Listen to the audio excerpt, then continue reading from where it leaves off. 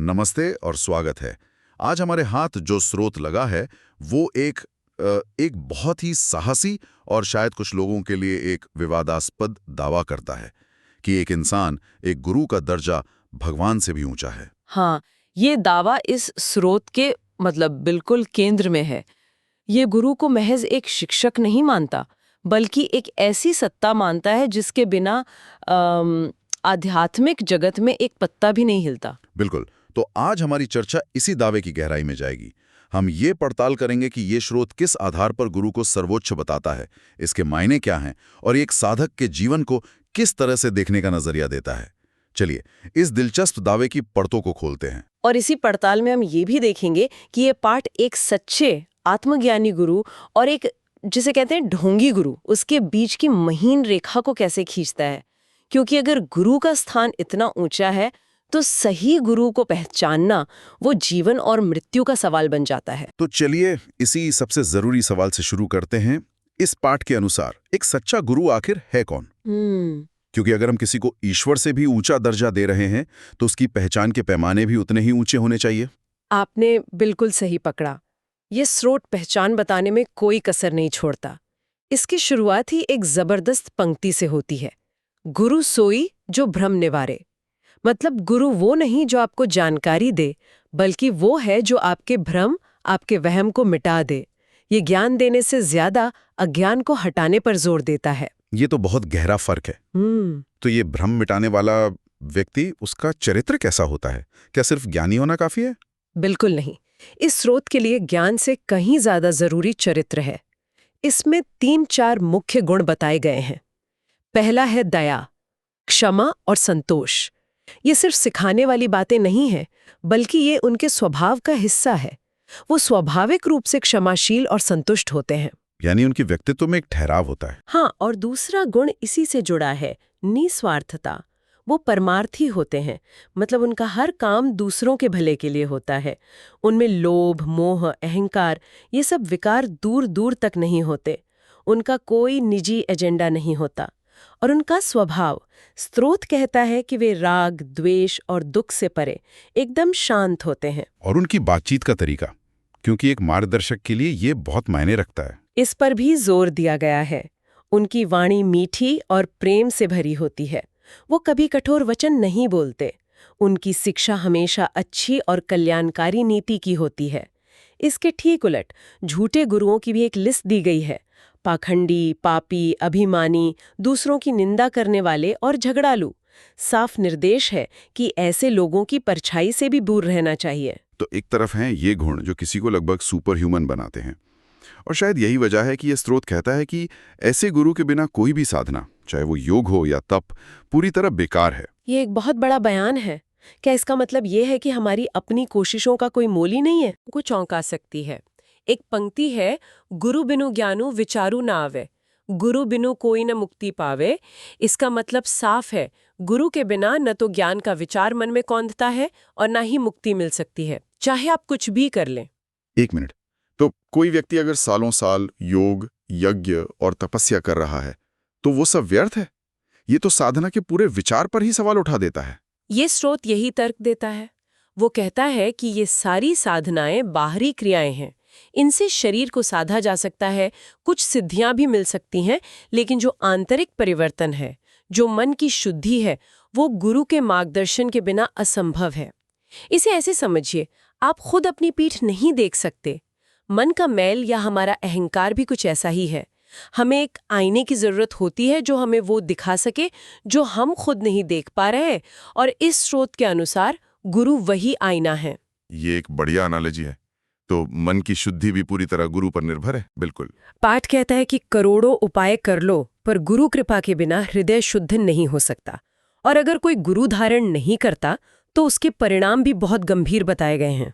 जैसे कि एक तो ये कि उसे यम के हाथों दुख भोगना पड़ता है, लेकिन इससे भी ज्यादा डरावनी बात यह है कि गुरु के बिना व्यक्ति भूत प्रेत की योनि में भटक सकता है। अब यहाँ इसका शाब्दिक अर्थ हो सकता है, लेकिन आध्यात्मिक रूप से इसे एक ऐसी चेतना की स्थिति के रूप में भी देखा जा सकता है जो बिना मार्गदर्शन के बेचैन, अतृप्त और दिशाहीन रहती है। एक ऐसी आत्मा जिसे शांति नहीं मिलती। समझ गया। तो ये सिर्फ अज्ञान में रहना नहीं है, बल्कि एक पीड़ादायक, अंतहीन भटकाव है। और यहीं पे मुझे वो सबसे क्रांतिकारी बात समझनी है। मान लीजिए किसी ने खुद अध्ययन करके ब्रह्म का ज्ञान पा लिया, तो क्या वो भी व्यर्थ है? यही इस स्रोत का सबसे कठोर और सबसे महत्वपूर्ण बिंदु है। एक पंक्ति है, गुरु बिन ब्रह्म ज्ञान गावे सुनहि मुक्ति पदार्थ पावे। मतलब अगर किसी को ब्रह्म का ज्ञान हो भी जाए, लेकिन वो गुरु के माध्यम से ना मिला हो, तो भी वो मुक्ति नहीं पा सकता। गुरु उस ज्ञान को अनुभव में बदलने वाली कुंजी है। वो जानकारी को रूपांतरण मतलब ट्रांसफॉर्मेशन में बदलते हैं। ये तो ज्ञान से ज्यादा ज्ञान के स्रोत को महत्व दे रहा है। और यहीं से हम उस दावे पर आते हैं जिसने हमारी आज की चर्चा शुरू की थी। ये स्रोत गुरु को देवताओं से भी ऊपर एक असाधारण स्थान पर रखता है। ये विचार ही अपने आप में बहुत बड़ा है। हाँ, और ये इस पाठ का शिखर है। इसमें साफ कहा गया है कि सारी सृष्टि और त्रिदेव यानी सृष्टि के 3 मुख्य संचालक, विरज मतलब ब्रह्मा जो रचयिता है, हरि यानी विष्णु जो पालक है, और शंकर शिव जो संहारक है, ये तीनों भी गुरु के अधीन है। ये गुरु को केवल मार्गदर्शक नहीं बल्कि सृष्टि के संचालक के रूप में प्रस्तुत करता है। ये सुनना ही कुछ लोगों के लिए असहज हो सकता है। क्या ये एक तरह से व्यक्ति पूजा को बढ़ावा नहीं देता? ईश्वर की जगह एक इंसान को रख देना। स्रोत इस संभावित आलोचना को कैसे सही ठहराता है? ये एक बहुत ही जायज सवाल है। स्रोत इसका जवाब एक बहुत ही शक्तिशाली और प्रसिद्ध पंक्ति से देता है, हरि रूठे गुरु शरण है, गुरु रूठे नहीं ठोर। इसका सीधा सा मतलब है कि अगर भगवान आपसे रूठ जाएं, तो गुरु की शरण में ठिकाना मिल सकता है, क्योंकि गुरु भगवान को मना सकते हैं। अच्छा। लेकिन अगर गुरु ही आपसे रूठ जाएं, तो फिर पूरी कायनात में कहीं कोई ठिकाना नहीं है। पर ऐसा क्यों? इसके पीछे तर्क क्या है? तर्क ये है कि ईश्वर एक अमूर्त, निराकार विचार हो सकता है, जिसे समझना मुश्किल है, जबकि गुरु एक साक्षात, साकार अनुभव है। आध्यात्मिक परिवर्तन के लिए एक ठोस, प्रत्यक्ष मार्गदर्शन को सर्वोच्च महत्व दिया गया है। गुरु उस निराकार ईश्वर तक पहुंचने का एकमात्र साकार रास्ता है। इसीलिए इस रास्ते को मंजिल से भी ज्यादा जरूरी बताया गया है। मतलब जो चीज पहुंच के भीतर है, उसे उस चीज से ज्यादा महत्व दिया गया है जो शायद पहुंच से परे हो। बिल्कुल, और इस बात को साबित करने के लिए ये पाठ महान अवतारों का उदाहरण देता है।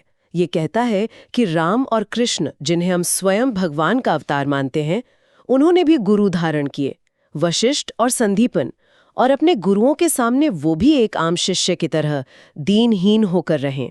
उन्होंने खुद इस परंपरा का मान रखकर ये साबित किया कि गुरु का पद स्वयं भगवान से भी ऊंचा है। ये एक जबरदस्त तर्क है।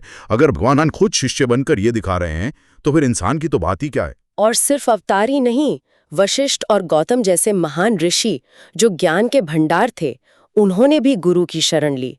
ये दिखाता है कि आप ज्ञान के शिखर पर भी क्यों ना पहुंच जाएं, मार्गदर्शन की जरूरत हमेशा बनी रहती है। तो ये सब सुनने के बाद अब बात आती है शिष्य की। अगर गुरु का स्थान इतना ऊंचा है, तो एक शिष्य का उनके प्रति व्यवहार कैसा होना चाहिए? ये सिर्फ मानने की बात है या करने की भी? ये पूरी तरह से करने की बात है। ये स्रोत शिष्य के लिए एक बहुत ही विस्तृत और कठोर आचार संहिता देता है। और इसका आधार है पूर्ण समर्पण। पूर्ण समर्पण। ये सुनने में बहुत बड़ा शब्द लगता है। इसका मतलब क्या है?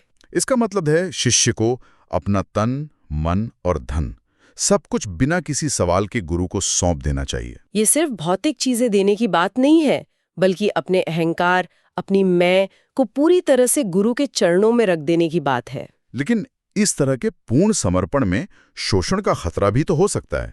क्या ये स्रोत इस पर कोई चेतावनी देता है, या ये मानकर चलता है कि एक सच्चा गुरु कभी इसका दुरुपयोग कर ही नहीं सकता? ये एक बहुत ही महत्वपूर्ण और आधुनिक संदर्भ में प्रासंगिक सवाल है। ये स्रोत इस विश्वास पर आधारित है कि सच्चा गुरु, जिसकी परिभाषा हमने शुरू में चर्चा की थी, जो दयालु, निस्वार्थ और अहंकार रहित है, वो कभी इसका दुरुपयोग कर ही नहीं सकता। इसीलिए सच्चे गुरु की पहचान पर इतना ज्यादा जोर है। स्रोत का तर्क है कि अगर आपने गुरु को सही पहचाना है, तो फिर संदेह की कोई गुंजाइश नहीं है। ठीक है, तो ये मानकर कि गुरु सच्चा है, शिष्य का रोजमर्रा का व्यवहार कैसा होना चाहिए? व्यवहार में भक्ति भाव से सेवा करना सबसे पहला कर्तव्य है। गुरु के सामने अत्यंत विनम्र होकर हाथ जोड़कर बात करनी चाहिए। एक जगह कहा गया है, अति अधीन होई बोले वाणी, यानी एक भिखारी की तरफ विनम्र होकर बोलना है। आज्ञा पालन को सर्वोच्च माना गया है। गुरु जो भी कहें उसे बिना किसी सवाल के मानना है। और सम्मान जताने के भी कुछ खास नियम हैं? हाँ, कई छोटे छोटे लेकिन महत्वपूर्ण नियम हैं, जैसे गुरु के आसन के बराबर या उनसे ऊंचे आसन पर कभी नहीं बैठना, यहाँ तक कि उनकी परछाई पर भी पैर रखने की मनाही है। व्यवहार में छल कपट और झूठ से पूरी तरह दूर रहना है। इसमें अर्पण के भाव का भी जिक्र है, जो मुझे काफी दिलचस्प लगा। हाँ, वो बहुत खास है। एक और खास बात यह है कि शिष्य को जब भी कोई अच्छी चीज मिले, चाहे बढ़िया खाना हो, कपड़े हो या कुछ और, तो उसे सबसे पहले अपने गुरु को देना चाहिए। ये इस भावना का प्रतीक है कि जीवन में जो कुछ भी अच्छा है वो गुरु की ही देन है, इसलिए पहला हक उनका है। और अगर कोई इन नियमों को तोड़े या गुरु की निंदा करे? इसके परिणाम बहुत ही भयानक बताए गए हैं। जो अपने मुंह से गुरु की निंदा करता है वो नरक में जाता है। जो कानों से सुनता है उसे अगले जन्म में सूअर बनना पड़ता है। और जो गुरु के धन पर लालच भरी नजर रखता है वो राक्षस योनि में जाता है। ये बातें दिखाती हैं कि इस परंपरा में गुरु शिष्य संबंध को कितनी ज्यादा पवित्रता और गंभीरता से देखा गया है। ठीक है, तो अगर कोई शिष्य इन सभी कर्तव्यों का पालन करता है, पूर्ण समर्पण और श्रद्धा रखता है, तो उसे अंत में मिलता क्या है? इस भक्ति का फल क्या है? अगर हम इन सब बातों को बड़ी तस्वीर से जोड़कर देखें तो फल भी उतना ही बड़ा है जितना बड़ा समर्पण मांगा गया है। ये जीवन के हर पहलू को छूता है। सबसे पहला और तात्कालिक फल है पापों का नाश। गुरु की सेवा और उनकी महिमा का पाठ करने से जन्म जन्मांतर के पाप नष्ट हो जाते हैं। ये तो हुआ आध्यात्मिक स्तर पर। क्या सांसारिक यानी भौतिक जीवन में भी कोई लाभ बताया गया है? हाँ बिल्कुल, कहा गया है कि गुरु भक्ति एक कवच की तरह काम करती है, जिससे चिंता, संताप और हर तरह के संकट दूर हो जाते हैं। इसके साथ ही जीवन में सुख, संपत्ति और ऐश्वर्य की प्राप्ति होती है। जीवन में समृद्धि आती है। और मन की इच्छाएं, मनोकामनाएं? स्रोत का दावा है कि गुरु की कृपा से सभी मनोरथ पूरे होते हैं। ऐसा कोई लक्ष्य नहीं है जो सच्ची गुरु भक्ति से साधा ना जा सके। लेकिन ये सब छोटे फल हैं। तो फिर सबसे बड़ा फल क्या है? सबसे बड़ा और अंतिम फल है जन्म मरण के चक्र से मुक्ति। शिष्य इस दुनिया के आवागमन से छूटकर सतलोक में निवास करता है, जिससे परम धाम यानी अंतिम मंजिल माना गया है। यह इस भक्ति का चरम लक्ष्य है। अंत में यह पाठ गुरु महिमा को अमित बताता है, यानी असीमित, जिसकी कोई सीमा नहीं है। इसका वर्णन कोई नहीं कर सकता है। ये दिखाता है कि समर्पण के बदले में जो मिलता है वो भी असीमित है। तो आज हमने इस स्रोत की गहराइयों में उतरकर गुरु की महिमा के इस बेहद शक्तिशाली विचार को समझा। हमने उस दावे की पड़ताल की कि गुरु का स्थान ईश्वर से भी ऊंचा क्यों है। हमने एक सच्चे गुरु की पहचान, उनकी जरूरत और एक शिष्य के कर्तव्यों को देखा। हाँ, और यह पाठ इस एक पंक्ति के साथ समाप्त होता है जो सब कुछ समेट देती है। कोटि जन्म के पुनः से सतगुरु मिले कबीर। यानी करोड़ों जन्मों के पुण्य कर्मों के बाद ही कबीर जैसे एक सच्चे गुरु की प्राप्ति होती है। यह उनकी दुर्लभता और उनके अनमोल होने पर मोहर लगाता है। ये वाकई एक ऐसा विचार है जो सोचने पर मजबूर करता है। और ये हमारे श्रोताओं के लिए एक सवाल भी छोड़ जाता है जिस पर मनन किया जा सकता है। अगर एक सच्चा मार्गदर्शक मिलना करोड़ों जन्मों के पुण्य का फल है, तो क्या एक सच्चे मार्गदर्शक की खोज एक सक्रिय, सचेत प्रयास है जिसे हमें इस जीवन में करना चाहिए, या ये बस एक ऐसा भाग्य है जिसे व्यक्ति अपने कर्मों से धीरे धीरे अर्जित करता है और जिसका बस इंतजार किया जा सकता है?